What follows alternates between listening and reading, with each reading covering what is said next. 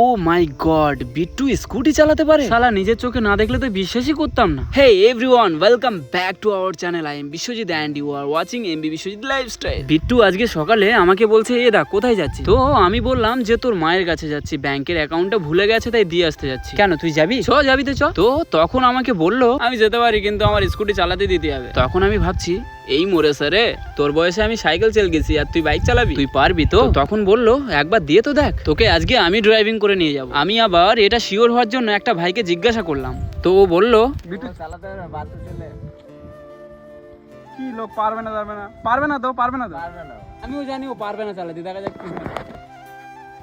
তো বিট্টুকে আমি একটা চান্স দিলাম, ঠিক আছে। তো যাই হোক, এই ব্যাংকের বইটা নিয়ে এখন যাব বিট্টুর মায়ের কাছে, यानी कि हमारा आंटी के पास। तो ठीक है, একটু হাই কর দে। अय्या मुझे बहुत जोर से डर लग रहा है जी। हम अभी खतरे में है, तो दिखते हैं हम अभी जिंदा लौट घर आ सकते हैं कि इतना जल्दी टिकट लेके টাটা বাই বাই। তো আমি ভীষণ ভয় পাচ্ছিলাম। তো যাই হোক, শেষমেশ কিন্তু পৌঁছে গেলাম। আমার কাকি দেখে কিন্তু অবাক হয়ে গেল, ঠিক আছে। তারপর বললো দাঁড়া, বাড়ি যায় তো চামড়া তুলে নি। আমরা তাড়াতাড়ি ব্যাংকের বইটা দিয়ে ওই ওখান থেকে কেটে পড়েছি, ঠিক আছে। না হলে বিট্টু চামড়া তুলে নেবে সাথে আমার। আর এইদিকে এই ভাই বলতেছে আমি ভুল বলেছিলাম। সত্যি তো, আমি তো বিশ্বাস করতে পারতেছি। আচ্ছা একবার ভেবে দেখেছো, যে বয়সে আমরা সাইকেল চালাতাম সেই বয়সে সে স্কুটি চালাচ্ছে। এই জিন্দগি में क्या क्या देखने पड़ रहा है यार। ঠিক আছে, ব্লগটা শেষ করে দিচ্ছি, আর ভালো লাগে না, ঠিক আছে।